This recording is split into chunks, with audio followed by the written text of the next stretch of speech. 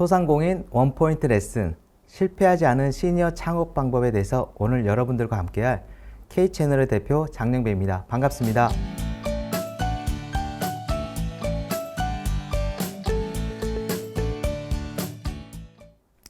여러분, 시니어, 이 단어의 뜻에 대해서 먼저 좀 이야기를 나누면 어떨까 싶어요. 그냥 사전적 의미의 시니어, 주니어의 반대말일까요? 아니면 스포츠 용어에서 말하는 가장 높은 단계의 수준 높은 그 기술을 요구하는 그 단계를 말을 하는 걸까요? 이 시니어도 새로운 뭔가에 도전하는 하나의 청춘이다, 이렇게 생각하고 이야기를 해나가면 어떨까 싶습니다.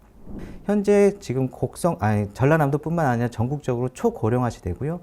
농촌은 이 고령화가 더욱 심각하고 청년 인구 비율은 갈수록 낮아지면서 재정 자립도가 극심히 낮아지고 있습니다.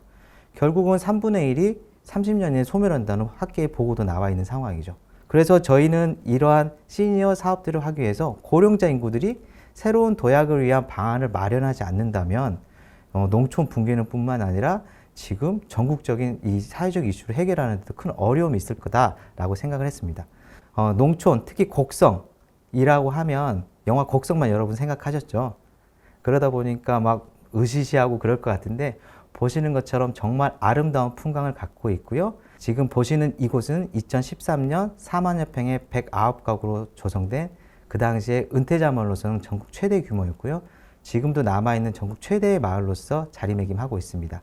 앞서 말씀드린 이 강빛 마을은 은퇴자 마을이라고 해서 은퇴자만 사는 마을로 만들어진 건 아니고요. 은퇴자와 청장년 세대가 어우러진 마을로서 건강할 때 건강을 지켜서 당당한 제3기 인생을 살아보자 라는 마을로 시작을 했습니다. 저는 나이는 숫자에 불과하다 이 말에 정말 공감을 하게 됩니다. 여러분들도 그렇게 생각하시나요? 저는 나이의 숫자는 불과하다고 생각하는 딱 여기 전제 조건이 하나 있어요. 비교되는 게 딱 하나 있다면 젊은 친구들만큼 체력적으로 조금 부족하다. 하지만 그동안의 경험과 경력, 노하우들이 쌓여 있기 때문에 이 나이를, 그 체력을 충분히 극복하기 때문에 이 나이는 숫자에 불과하다는 말씀들을 다들 하시는 것 같아요. 이러한 경험들을 바탕으로 저희는 투입이나 투자나 이런 부분에서 최소화하고 지역에 있는 이 강빛마을이라는 부존 자원인 시설과 은퇴자라는 고윈적 자원을 그냥 잘 활용하면 일거리도 되고 소득도 되고 더 나아가서는 고정적인 사업으로도 연결시킬 수 있겠구나라는 확신을 갖게 된 사업들인데요. 첫 번째는 은퇴자들의 경험과 노하우를 지역민들에게 소개하고 다양한 공간에 재능이 어떤 건지 뽑아내기 위해서 인문학 강좌라는 걸 시작을 했습니다. 그리고 은퇴자들이 중심이 되어 지역에 그냥 천원버스라는 관광버스를 활용해서 프로그램을 개발해서 관광 코스를 개발해서 이제 가이드나 관광 개발 프로그램을 통해서 이제 수익도 만들어냈고요. 이러면서 소소한 수익들이 발생을 하면서 마을 기업까지 설립을 하게 되는데 저희 은퇴자들이 이 판매를 하게 된 계기는 무엇보다도 이런 지속 가능한 마을을 만들기 위해서 마을 기업까지 설립을 하게 되는데 이 상품이 그래도 판매가 되고 그래도 관심을 가져주는 이유는 은퇴자들이 건강을 생각해서 농촌에 내려왔는데 그 건강을 생각한 이 은퇴자들이 선택한 음식, 선택한 차 이런 것들이 마케팅 요소로 적용을 해서 실제 이게 판매가 이루어지고 있고 올해 7월 달에는 실제 이 은퇴자라는 고령자 일자리 창출 차원으로 사회적 경제 기업 박람회에도 참여할 만큼 분주하게 활동을 하고 있으니까요. 이 활동 과정도 여러분들이 꾸준히 창업하시는 과정에서 같이 함께 보셔도 좋은 경험이 되고 좋은 기록이 될 것 같습니다. 그럼 이런 활동들을 바탕으로 시니어 창업의 성공 요소를 저 나름대로는 은퇴자분들과 함께 하면서 4가지 정도로 정리를 해봤어요. 미리 준비하고 대비하기, 조바심은 금물, 철저한 계획을 세워야 된다, 전문가의 도움이나 조언을 받아야 된다. 이렇게 4가지를 정리를 해봤는데요. 제가 드리고 싶은 거는 오른쪽에 2가지, 조바심은 금물과 전문가의 도움 또는 조언 받기인데요. 짧은 기간에 본인들이 투자한 시간, 투자한 금액 이런 것들에 대한 결과물을 빨리 얻고자 조바심을 냈던 것 같아요. 그러면서 이 속도가 못 따라오게 되니까 본인 스스로가 일에 대한 재미가 없어지고요.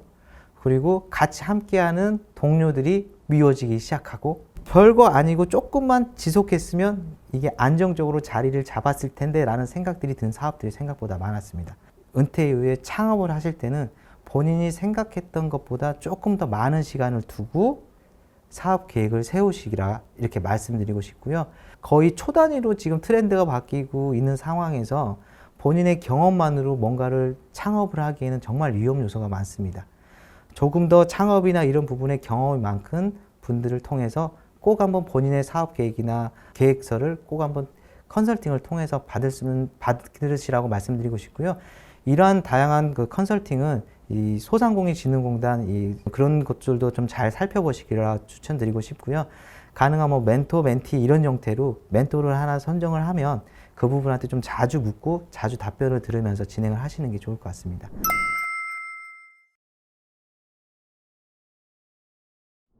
다음으로는 저희가 앞서 말씀드린 대로 이 코로나19라는 그 정말 큰 위기 상황 속에서 데이터 전환을 통해 극복한 사례 4개의 기업을 간단하게 좀 설명을 드리고자 합니다. 먼저 사회문제 해결 애들트킨 연구소 그 김성희 대표님의 경우는요, 직접 대면을 해서 교육을 하는 사업자거든요. 근데 이제 이분 같은 경우는 이제 아이가 셋이기도 하고 경력 당전 여성인데 지원사를 받아서 이런 사업을 시작해서 이제 좀 안정을 하려고 하는데 코로나가 발생을 하면서 여기가 지하 끝인가라는 말을 하실 정도로 정말 힘들어 하셨어요. 근데 짧은 기간에 이분도 연세가 있으신데 짧은 기간에 디지털로 전환을 하시면 지금은 승승장구 이렇게 쭉쭉쭉쭉 이렇게 성장하고 계십니다. 보시는 것처럼 이제 유튜브 채널도 만들어서 본인의 활동을 유튜브로 하고 영상으로 교육하는 것에 있어서 제가 알고 있는 분들 중에서는 가장 빠르게 그 시도를 하셨고 디지털로 전환하면서 이겨내시고 있고 지금은 어느 곳보다도 잘 해내시고 계십니다. 그리고 다음은 이제 신중장년을 위한 채널 사다원이라는 곳인데요. 이 송기현 박사님 같은 경우는 회계사로 일을 하셨는데 인문학 기반으로 이 채널을 만들어서 그러니까 대한민국이라는 코리아와 ESG, 인문학 기반의 ESG 경영과 관련된 교육을 온라인으로 하고 계십니다. 채널을 얼마나 잘 운영하시는지 강의도 정말 잘 하시고요. 송기현 TV 같은 경우는 이렇게 꾸준히 유튜브 구독수도 늘어나고 있고 좀 더 다양한 사람들이 소통할 수 있게 하기 위해서 카페 채널을 만들어서 여기서도 운영을 하고 있습니다. 그리고 공유 뷰티 플랫폼은 이제 더치 스토어인데요. 지역 기반의 공유 플랫폼을 하고 있는 곳인데요. 이 부분도 마찬가지로 공유 플랫폼이라는 이 트렌드를 잘 따라가서 사업을 성공시켰다고 보시면 될 것 같고요. 이 부분은 이제 가드닝을 하시는 분인데 가드닝은 사실 대면이고 좀 어딘가 오픈된 공간에서 뭔가를 하는 거잖아요. 근데 이분 역시도 로컬에 대한 정보를 디지털로 이렇게 전환해서 컨텐츠를 계속 쌓아감으로써 이러한 코로나라는 어려운 위기 상황에서도 되게 오래 수주를 많이 할 정도로 영향력 있는 활동들을 해나가고 있습니다. 아마 앞으로도 뭔가 사업을 하실 때 정말 어려운 위기 상황들이 닥치게 될 텐데요. 그 위기 상황을 본인이 어떤 긍정적인 마인드로 풀어가느냐에 따라서 위기가 기회가 될 수 있다. 이렇게 말씀을 드리고 싶습니다. 그리고 무엇보다도 앞서 말씀드린 대로 그 조바심을 절대 내지 않는 그리고 본인의 취미나 특기나 좋아했던 것들이 쭉 꾸준히 가다가 사업으로 연결시킬 수 있는 고리를 찾아가는 형태로 은퇴 이후의 창업은 이루어지는 게 저는 가장 베스트라고 생각을 합니다. 저는 특별한 기술이나 잘하는 게 없어서 은퇴 이후에 프랜차이즈를 운영해 보려고 하는데 괜찮을까요? 라고 이렇게 질문을 주시더라고요. 네, 그게 가장 베스트 방법입니다. 꼭 뭔가를 하셔야 된다 그러면 정말 지속적인 경영 관리를 해주고 뭐 이런 것들을 해주는 프랜차이즈가 가장 안정적일 수도 있습니다. 하지만 프랜차이즈점 대부분이 가장 잘 되는 곳은 직영을 대부분 해요. 그래서 프랜차이즈를 내려고 하는 공간이 위치나 그 입지가 정말로 사업이 잘 될 만한 곳인지 꼭 한번 따져보시라고 말씀드리고 싶습니다. 은퇴 2년 차인데 남들은 뭔가 하고 있는데 그냥 저는 혼자 가만히 있기 불안한데 어떤 사업을 해보는 게 좋을까요? 안 하시는 게 좋습니다. 남들이 뭔가 하기 때문에 해야 될 것 같아 라고 하시면 손해를 본다는 생각 때문에 생활비를 벌어야 되는 뭐 절박한 상황이 아니시라면 안 하시는 게 좋고요. 굳이 하셔야 된다면 앞서 말씀드린 대로 본인이 평상시에 가장 잘 해왔던 그리고 그 본인이 그동안 쌓았던 연고를 연결시킬 수 있는 방안으로 검토를 해보시고요. 그렇게 말씀드릴 수밖에 없는 이유는 통계적으로 창업을 하고 실패할 확률이 너무 높아요.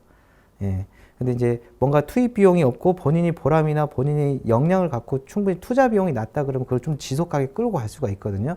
그렇지 않고 그냥 남들이 뭐 하기 때문에 그냥 쫓아간다? 저거 별거 아닌 것처럼 보이는데 저거 해볼까? 하지만 저거 다 그동안 노하우나 내공이 쌓였기 때문에 다들 성공하는 거거든요. 그렇기 때문에 자신의 경험 분야가 아니고 자신이 직접 해본 분야가 아니라면 정말 철저한 준비를 통해서 시작을 하시라고 말씀드리고 싶고요. 그 은퇴 이후에 뭔가 새로운 도전에 있어서는 한번 주저앉으면 새로 도약하기 위한 힘이 체력적으로나 경제적으로 좀 어려울 수가 있기 때문에 이 부분을 꼭 한번 고려하시고 진행하셔야 될 것 같아요. 일단은 여러분들과 함께해서 함께 보지는 못했지만 함께한 시간 저 소중한 기억으로 남기고 은퇴자분들과 앞으로 더 나아가는 삶에 있어서 더 멋진 마을을 만들도록 노력해 보도록 하겠습니다. 끝까지 시청해 주셔서 감사합니다. 고맙습니다.